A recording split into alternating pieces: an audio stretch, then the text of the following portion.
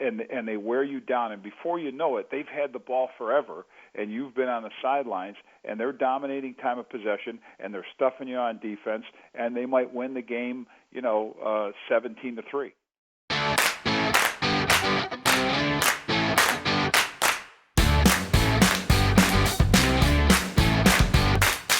From NFL.com, national editor Vic Carucci joining us via the OnStar Hotline, AM Game Day on ESPN Radio.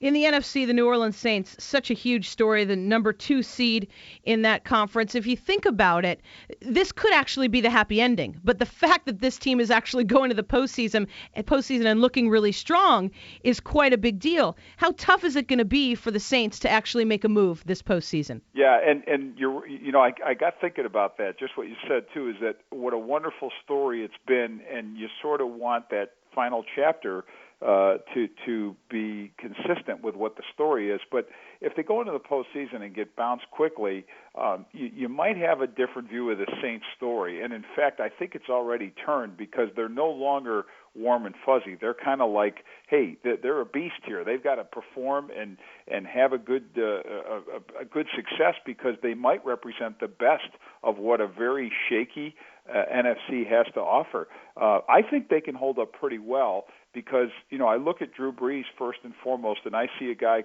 back to your point about inexperience in the postseason, but I see a guy who has the coolness, the poise to operate successfully here. I also think they have he has more than a decent supporting cast to make big plays, and they have the presence of a running game, and I don't think they get enough credit for their ability to play solid defense, which is another postseason must.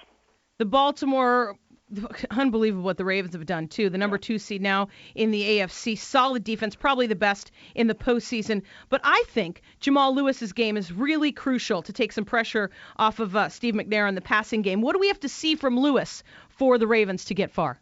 You're absolutely right. He can't be an invisible presence for them. He has to.